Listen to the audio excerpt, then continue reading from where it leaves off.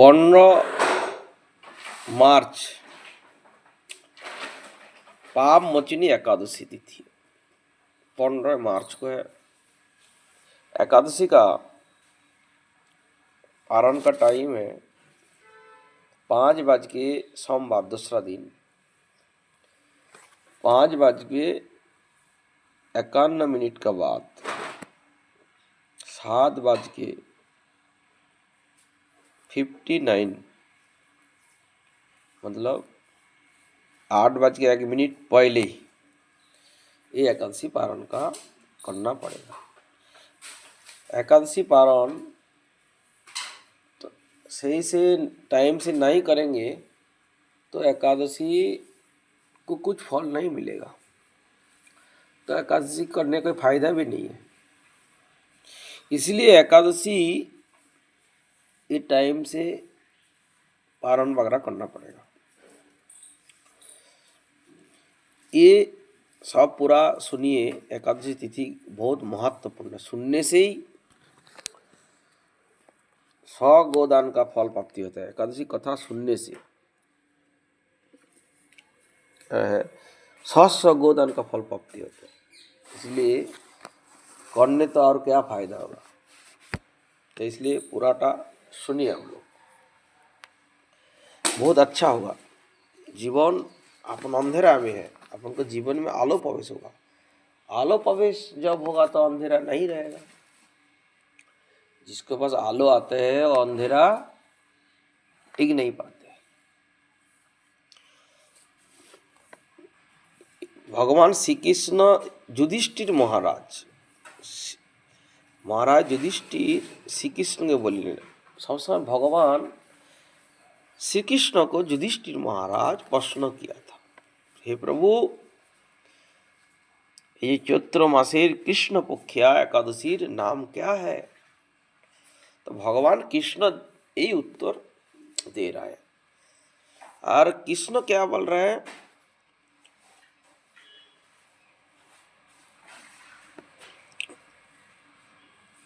ये है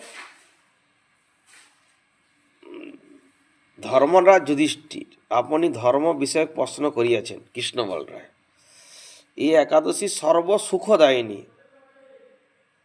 ये जो एकादशी है सर्व सुखदायिनी, सर्व सिद्धिदायिनी, सर्व सिद्धि प्रदान करने वाला है, सर्व शुभ प्रदान करे, सब शुभ प्रदान करने वाला है।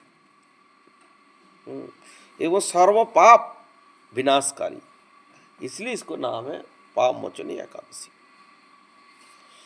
तो ये एकादशी संबंध एक काहिनी वर्णन है, এই কাহিনী अपन सुनेंगे। पुराकाले चैत्यरथ नामक एक प्रति मनोरम प्रधान मुनिगण बहु काल धर के तपस्या करते थे वहाँ पे पुरा काल में। तो वहाँ पे मेधावी नामक एक ब्रह्मचारी वही आश्रम में रहते थे। मेधावी नामक ब्रह्मचारी और पास में एक मंजू घोष नामे एक विख्यात मंजू घोष नामक एक अप्सरा, वो अप्सरा वहाँ पे रहते थे। तो अप्सरा जो मेधावी मुनि को नवजौवन मुनिवर द्वितीय कामधेनु ना देखने से अति और अपरूप, द्वितीय कामधेनु द्वितीय काम रूप, ऐसे रूप बहुत अति यौवन। लेकिन ये मंजू घोष जो ये उसको ऊपर आकृष्ट होने चाहते थे।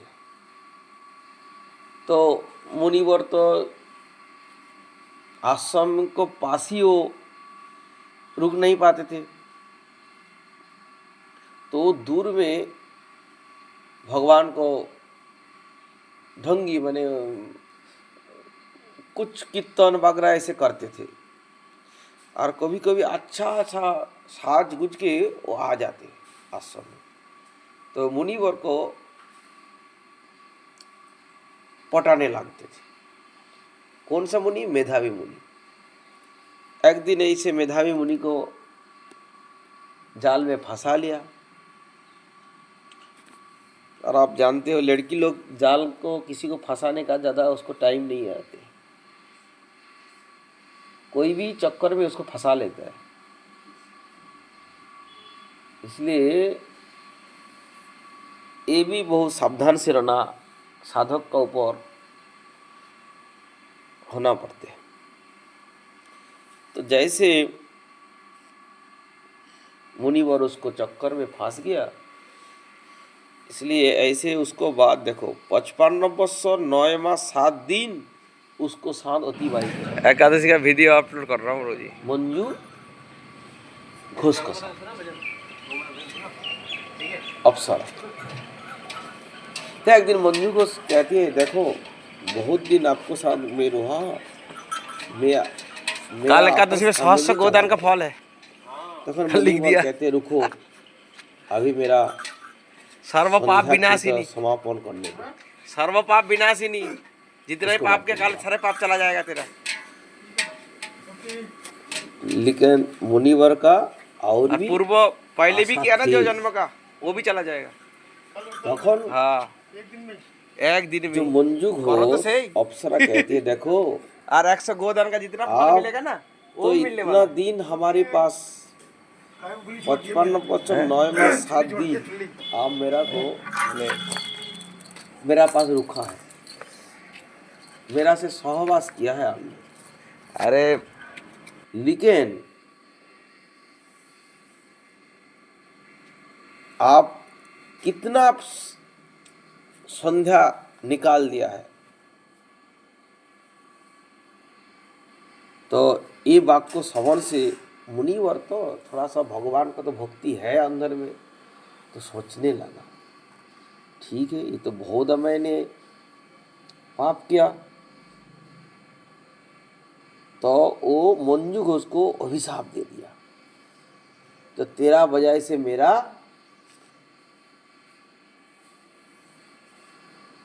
ये मैं तपस्या कर नहीं पाया, मेरा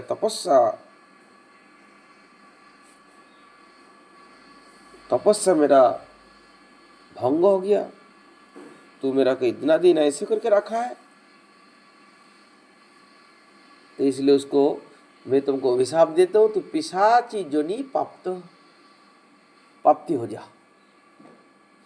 तत्क्षणात मंजू घोष पिशाची जोनी प्राप्ति हो गया। और उसको मुनिवर का पार्थ मेरा से कैसे मुक्त होगा? उन्होंने बोला चैत्र मास का जो पापमोचन एकादशी आएगा कृष्ण पक्ष का, उसको करने से तो तेरा को पाप मुक्त होगा। तो और इधर में जो मेधावी ऋषि था उसको पिताजी के पास गया। पिताजी को पूछा, पिताजी ऐसे हुआ है हमारी में ऐसे ही एक मंजू घोष अप्सरा का पास मेरा ऐसे ही संग दस में मेरा सब नष्ट हो गया, मैं कैसे प्राप्ति हूँ?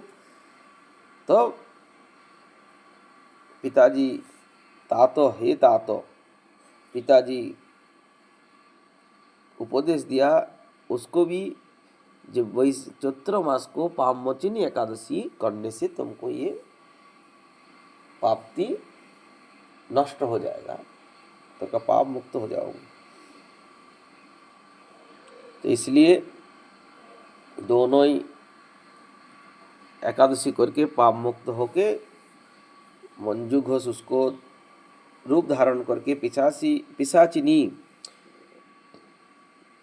पाप तो क्षय हो गया, रूप धारण कर उसको राज्य गमन किया। अरे इधर में मेधावी भी उसको सारे पाप खत्म हो गया, उन्होंने आबार से जो तपस्या का फल प्राप्ति किया। तो यही सब सुनने से, भगवान को जो ग्यारस का कथा सुनने से क्या होता है देखिए, এই পাপ মোচনী एकादशी पालन करने से তাহাদের যে কোনো पाप अपन को, ये एकादशी पालन करने से क्या होगा, जो भी पाप हो वो बा कोई पूर्व जन्म में कोई पाप हो वो क्षय प्राप्ति हो जाएगा, वो नष्ट हो जाएगा श्रद्धा सहकारे। और ये व्रत कथा पाठन और श्रवण करने से, ये कथा श्रवण और पाठन करने से भी शस्य गोदान का फल प्राप्ति होता है।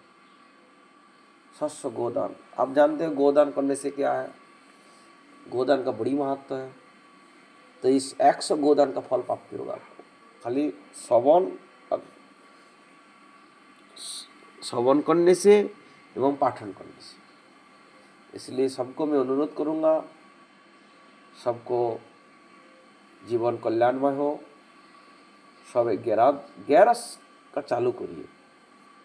11 में अन्न मत खाइएगा, आपको बहुत सारे सब्जी है, जैसे खीरा है, आलू है, फल है, दूध है, दही है, ये सब फल फ्रूट खा के भी आप 11 कर सकते हो, आपको पाप का भागी नहीं होगा।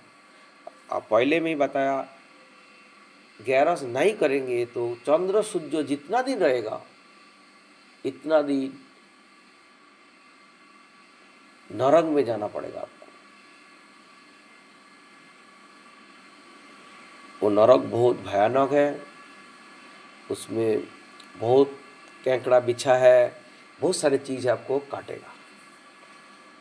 हरे कृष्णा, सबको शुभकामना, सबको मंगलमय हो जीवन, सब 11 करिए, सबको हमारी शुभकामना। सब हमारी, आप लोग हमारी प्रभु का, सब कोई माने ना माने कि हो, भगवान का सभी अपन दास है।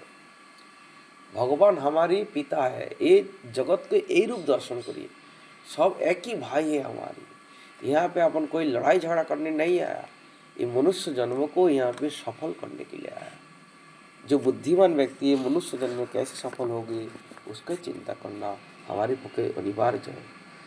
दूसरा जन्म में क्या होगा कोई पता नहीं है, भगवान का माया बहुत बड़ी है। जय हो सबको, जय हो सबको कल्याण हो, सबको कल्याण हो, सब 11 करिए। हरि बोल, हरे कृष्ण, निताय गौर हरि बोल।